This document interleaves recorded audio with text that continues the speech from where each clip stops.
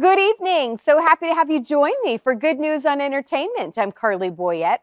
Tonight we start with a new movie coming to theaters April 2nd. Many of you probably know Karen Kingsbury. She is a Christian fiction author and has written countless New York Times bestsellers. And now one of those has been made into a film. It's called Someone Like You. This is also a first for Karen because she has created her own media company to get this made. And by the way, God seems to really be moving in Karen's life and storytelling these days because her movie is also coming out on the heels of her best-selling book series, The Baxters, streaming now on Amazon Prime. So before my conversation, though, with Karen, let's take a closer look at Someone Like You. I fell in love with Lemon Quinn in high school, even though she told me not to. If you're driving, I pick the music. Life can feel serene, and then a single rock breaks the surface. London?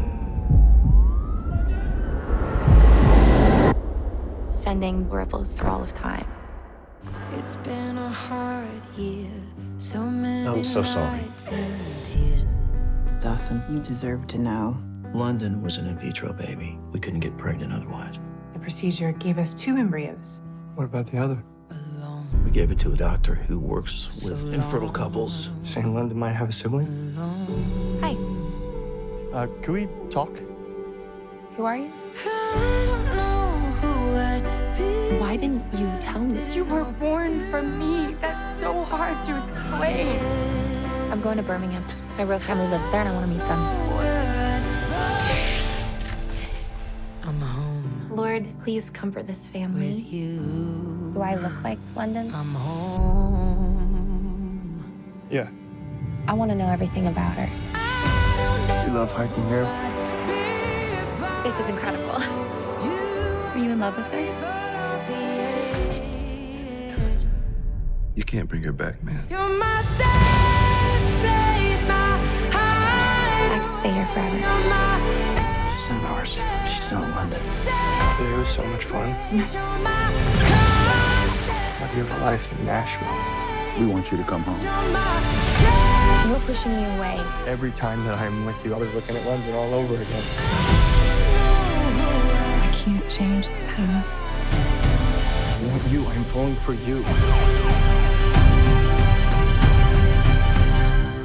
She always wanted me to find someone like you. Thank God I do. I know this season it's like what do you they say when you careful what you ask for and what you pray for because God just might do it over and abundantly. I know you have a lot on your plate right now with a couple of these projects all releasing at the same time. I mean, nobody ever could have seen that coming because, the Baxter's been in a can, basically on a shelf for like 5-6 years. And the whole time I was praying, Amazon Prime Video has it. Please, Lord, let them release it. Don't give it to someone else, but really embrace it. And now they have, but that's March 28th. And then the movie that we put all of our savings into, that's based on my book, Someone Like You, comes out April 2nd, 5 days later. Like, you couldn't make this stuff up. So God has to be doing something. There's a reason why he wanted it to time out like this. So let's concentrate on the movie because speaking of timely, when I was watching it, I just couldn't get over, again, this just must be a God thing too. IVF, it's in the news right now. It's just more than ever, I think. It's a hard thing to really wrap our mind around and how God can use that and what God thinks about that. And this is just such a beautiful story on kind of an example and again, on ways that we can kind of work through that, because I don't think we have all the answers. We're not meant to have all those answers either. And I totally agree. And I say that often that, right now science has raised questions that only God can answer. I feel like each story, each family, each couple, each mom, it's an individual situation. And we don't I think it's difficult to make blanket statements about it. But what I really love is, the families, and this is there's close to 1 million embryos on ice that have been there for anywhere from 5 days to 25 years that are perfectly healthy and ready for implantation, that are ready to be adopted. I didn't know that. That's what made me want to write about Someone Like You, and, a family that gave their extra embryo that they couldn't use to a fertility specialist who could pass it along. Back then, that would have been more unheard of. Now, you can donate an embryo to a center, and adoption is going to potentially happen that way. But it is complicated. I mean, it's a life there. Mhm. And there's so many, I think people are gonna relate to this story on so many levels, whether, adoption is part of your story. I mean, I struggled with infertility before having, just a short time before having, my kiddos, and it's something that as women too, that there's just so many different conversations that can be sparked, and again, what God can teach you through family and through these different scenarios. It's just so well done. Thank you so much. I'm glad. So you get to see an early copy. I'm glad you got to see a screening link. Yes. Oh, yeah. Well, and let's talk about that. You've been doing some screenings, I know, through churches. Talk about what the reaction has been like. Yeah, Someone Like You is a love story. And, I think it's going to bring audiences who say it's the next Nicholas Sparks, Notebook. And I am hearing that, which is amazing. But there's a deeper level to it. Obviously, there's a level of healing and redemption, beauty from ashes, and just the idea that sometimes I like one of the things that Dawson, our lead, says. He says, your parents made a big mistake because they didn't tell Andy that she was adopted as an embryo. She came from her mother. Like, what's there to say? But he says, they made a big mistake, but right now you're the only one who can fix it. And isn't that true with forgiveness? Like, unless we can humble ourselves and reach that place of forgiveness, there won't be healing. And every situation's different. But overall, forgiveness is a great message to take, in these divided times, to embrace the people around us, the cast of characters that God has placed in our stories. I'm glad you brought up the love story because number one, I was so impressed that you can have such a good love story, and this is still PG. This is still such a safe love story that I can have my 11-year-old daughter sit with me and not be worried about it. And I think in some cases that's even harder to pull off, these days. So you've done that. And it's a love story. I think of even mothers and daughters and families. And, as a mom, I love those different angles of what the love story is. Oh, thank you. I've watched it countless times, as you can imagine. It was my dream in the beginning, a movie that I could see on my heart that God gave me, and now it's exactly that movie on screen because I was involved at every step. We hired a casting director. Of course, we hired a local producer who handled the bringing in the cast and the crew, that kind of thing. But my hands and fingerprints and heartprints were all over it from the beginning to the end. So it mattered to me that it would be something that people could watch and not feel like they had to look away at any scene for any reason at any moment. And more than that, even I think just the emotion, even though I've seen it all these times and watched it go from, an idea to a script to a shoot to a 3-hour assembly of the movie to this final beautiful version, I still cry. And that's the mother-daughter piece as much as it is of a love story, that when they have that moment at the end, it's just, I cannot imagine the love of that biological mom to love her back home where she belongs. What is that hope that you really want people to kind of, when they walk away from this film? And again, what I love about movies, is especially ones like these, it will make you have conversations, I think, with those that you go and watch it with. Well, I've written a 20-page Bible study and then a much shorter, like 2 or 3-page discussion guide. So depending on where your level of faith is, you can lean in and ask questions and have those kinds of, whether it's a group of 2 people or whether it's a group of 20 or whatever it might be, you can actually keep talking. And I've given you some helps on that. But what I hope people take away is that, with God, in the end, it's going to be okay. And that's something that Louise, the biological mom, is on the porch and she's reading her Bible, though you have to be paying attention to see that because it's organic to the story. She's not quoting chapter and verse there. She's reading and she's praying. Her husband comes out and she says, I was just out here talking to God and he reminded me of all the things I have. And she lists those, including her husband. She's lost a lot. And there are people who have lost a lot. And in 2024, we can say that after COVID and pandemic, the divisions that have happened in our nation. Yeah, there's a lot of loss. But, she has a smile after that. And she says, we're going to be okay. That's the hope. And that's the hope that I am wanting everyone to take away from this movie. You mentioned prayer, and it's one of the biggest things, both this movie and then with the Baxters. I've had a chance to watch the first few episodes as well. I didn't even realize how shocking it was for me to see families pray on screen together. I just didn't even realize how much I was missing that. And again, because I think sometimes we see it in reality shows, or it's been in, just saying a prayer before dinner, saying grace. But this is a whole new level of prayer where they're able to do that. And I just want to congratulate you. I want that to feel more normal. I think that's the key, right? Is there are some beautiful movies that are basically a sermon on screen where there's lots of church scenes and lots of out loud, scripture reading, and those are amazing and they're doing a great job. But my job as a novelist, as a storyteller, is to make those practices that are part of our faith be normal, a normal part of a story, and not in a perfect setting, but in a setting that has deep conflicts that she doesn't live, right? Like that's a real problem for people. Like, why would I want to serve a God and love a God and pray to a God when I don't get what I want every time? Well, that's true. He's not a genie, but I often say, he's not the reason. He's not the reason for the troubled things that happen. He guaranteed us it would happen. Be sure that in this world you will have trouble, but he has overcome the world. He isn't the reason, he's the rescue. And if we can just shift that through storytelling, I mean, hope becomes contagious in our culture today. I love that.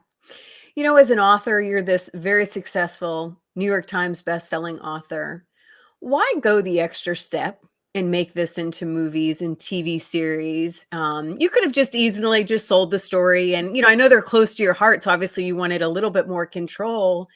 But as a storyteller myself and someone who loves to read and then also loves to watch movies and TV series, I'm just curious to get your thoughts because you really didn't need to do much more. I mean, again, you've had this amazing career.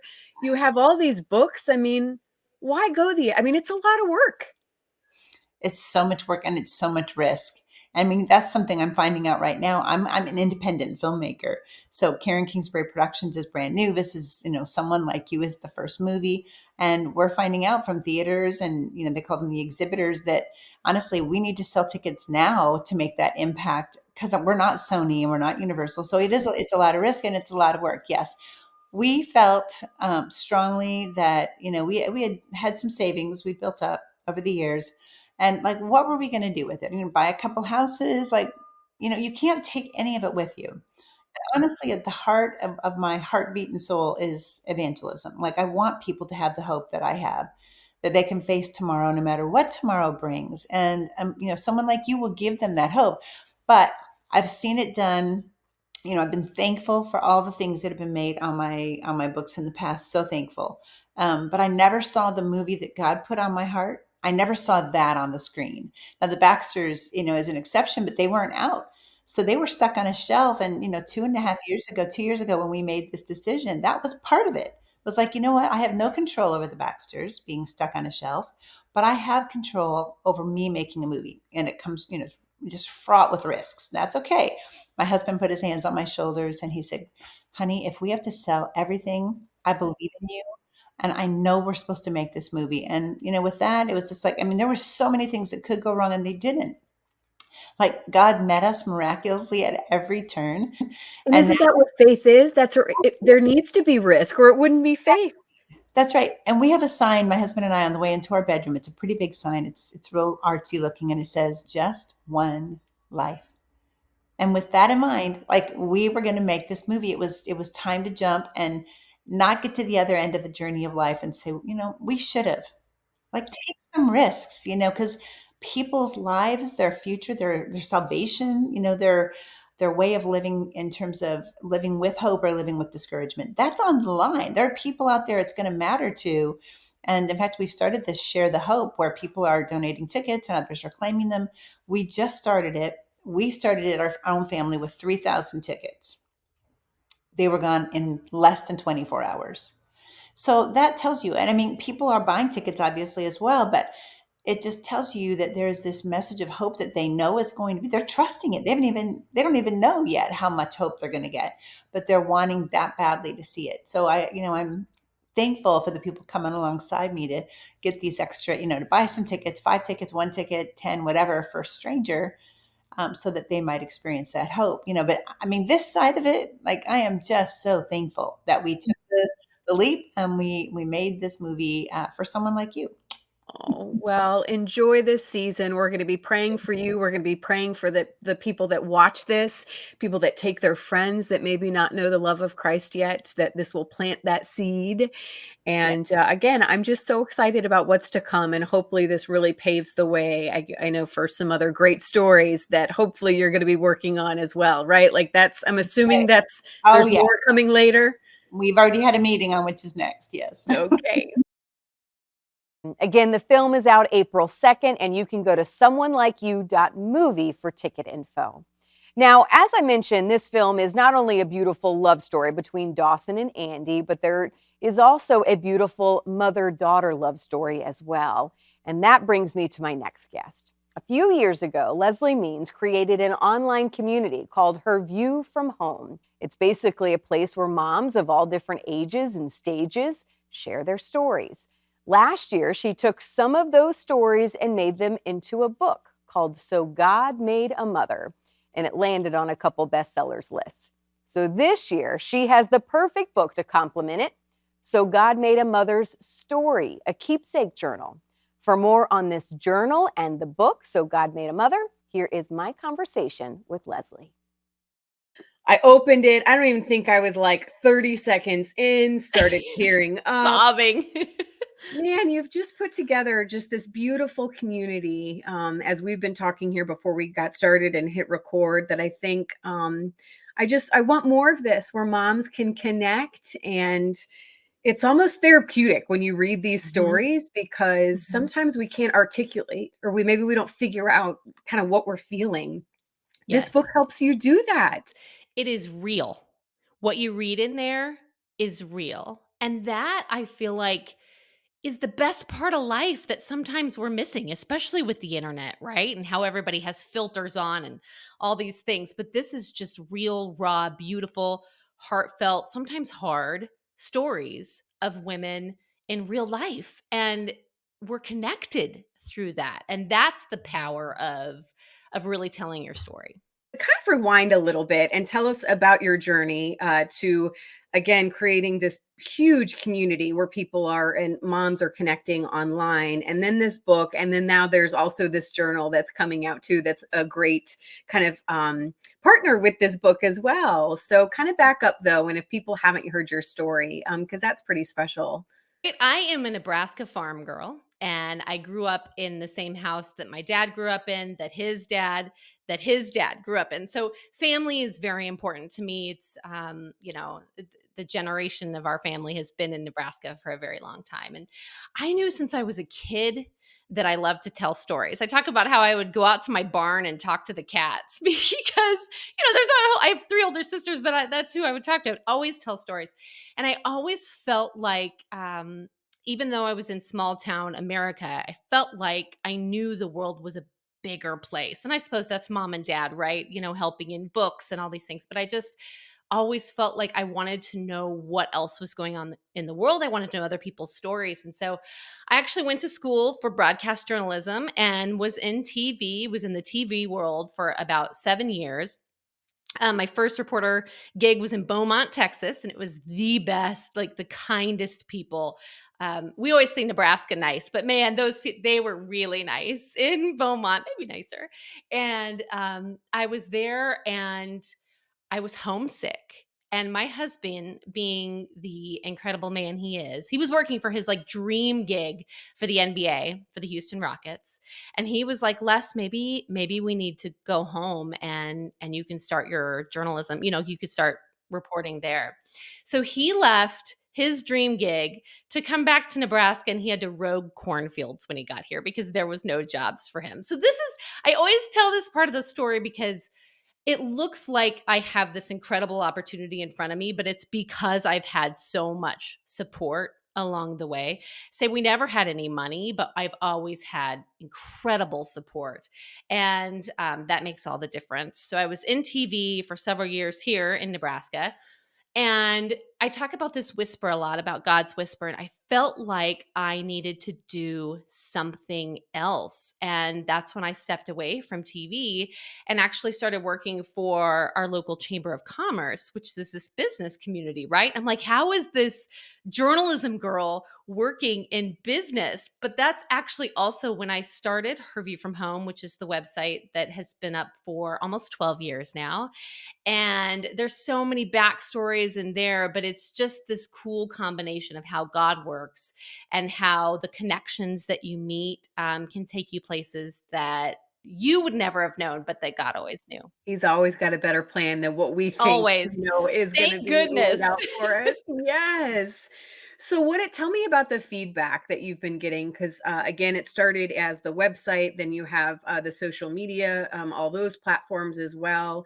And then you have this book that comes out that I'm sure even by your surprise, I mean, it goes to the top seller. I mean, obviously I want to say you hit a nerve, but you hit a mama's nerve, right? Of Yeah. like, Yeah. obviously, people were wanting to hear these stories and know that they're not alone. Yeah. You know, I say all the time, I I couldn't have done this without God's hand in it. In the summer of 2016, I was all in on the website and we had no money. Like the website wasn't making much. And my husband and I, we went out to dinner one night and he was like, Les, go all in. Let's see what you can do. And I went all in on the website, quit all my other jobs, went all in. And not long after that, we found out that we were expecting our third baby who just turned 7. And at this moment, I should have been so afraid, right? Like you look at it, you're like, you're pregnant and you don't have much income coming in. Less like maybe you should go get another job. Like, what is this website doing? But I had so much peace about it that it's going to be okay. And we refinanced our house that month. And it was enough to keep paying the bills. We've just always been a 2-income household. And not long after that happened, a woman sent me a message. And Her View from Home, we have 1.5 million Facebook followers now. It was really small then, like 20,000. And she said, Leslie, I've been praying about it, and I really want to share my story on your website. And it was a story about her, a dear friend of hers who had died 4 months after her baby was born, died by suicide. And she wanted to share her story with women so other people wouldn't feel alone. And I thought, oh my gosh, I'd be honored to share it. Of course, this is important work. And once we published that piece, the website was never the same. And I received an email not long after that piece was published that said, thank you for sharing that. You saved my life. And I thought, so I still get goosebumps with it. I'm like, okay, God, if this is what you want us to continue to do, I'm going to do it. I'm going to do it as long as you think that we need to do this. And he keeps showing up over and over and over again in the website and now the book, that these stories, they're just real, raw, powerful stories. And by doing that, by sharing those stories, by someone else sharing their own story, being vulnerable enough to do that, they could be saving lives, helping other women in the trenches, other new moms or moms with teens or grandmothers, whoever it is. And that's just by being vulnerable enough to share your story. And so we say that over and over again. I'm like, and I tell our writers that all the time. I'm like, you guys have no idea the impact you're making just by being open and honest and telling, reaching out and helping someone else in their journey. And that was a long-winded way to say, I just feel like it hit a nerve because it's needed and it's real. And there's just no filters on this stuff. And these women are incredible. And it's just the coolest honor to get to be a part of it. Well, and I keep thinking for such a time as this, I feel like, we were talking before we hit record here about it's such an interesting time on how TV changing, how storytelling is changing, and I think about moms, 30 years ago, they didn't have communities that they could easily hear these other stories and know, the world. And there can be a lot, negative going on in social media and online. Like I totally get that. But man, there's also a lot of positive and and tools on how God can use it. And this is a great example of that we didn't have this, opportunity, 30 years ago, even 20 years ago, really. We didn't even, I mean, when my daughter will be 16 this summer, I don't even really remember talking about it then. And I've talked to my mom about this now, and mom's 75, and she's like, Leslie, and she was a nurse for so many years. She said, we just didn't talk about it. Her parents didn't talk to her about things. And she did a little more for me. But now I'm like, clearly I talk so much to my kids. Like I tell them so many things, and it just has changed. And you hit the nail on the head there. Exactly what you said of how social media is all over the place, but for the good, it's incredible. And it really can connect people on a deeper level. There still is you're never going to get away from the connection that you get from somebody sitting at a kitchen table eating casserole, right? And talking to that person. But at least there's a start out there for someone. In church, I always want to make sure, people can find that, moms can find that in church with other families, and you want somebody, that can literally be there and walk life and do life with you. So there is no replacement for the church. But like you said, it is such a good start. And again, I think a lot of times right, because every stage in motherhood is different. When you think you have it figured out, these teenagers come along, you're like, what in the world is this? But talk about real quickly, if we can, the journal that's coming out, because that's the latest thing. So tell us what's special about that and how you kind of put this together, what your hope is for this one. So what I love so much is, and then what we share all the time, is that the world needs your story. And I don't care if you never write it on a big platform or in a book, but you need to share it with someone else. And so the hope and prayer with this is that women can give this to their mothers, to their friends, buy it for themselves, and write down their story for their loved ones to always have. Keep it forever. And I'd imagine, I like how you have it divided up, that it's bite-sized pieces, because I think when it comes to writing and you say, here, mom, write your story, I can see why it never gets done, because it does seem like such a daunting, long task. Yes. But when you can have these little bite size and do it, when you can, or when the kids are over. Yep. And there's some prompts in there. So yeah, you don't have to think much. You just just talk, just share it. And I know you're right that sometimes that can feel daunting, but I think it can really leave a big impact for your loved ones. Yeah. What a treat to get some time with you, and just thank you for all you're doing in this community and encouraging other women and moms. And I know there's plans for even more to come later, so we'll have to chat again soon. Yes, but let's do it's been a real it. treat to connect with you. Thank you so much. By the way, keep both of these books in mind when you are doing your Mother's Day shopping in a few weeks. Again, So God Made a Mother is out now, and the journal will be out April 9th. I hope you enjoyed tonight's show, and I look forward to seeing you next week right here on your Christian Television Network.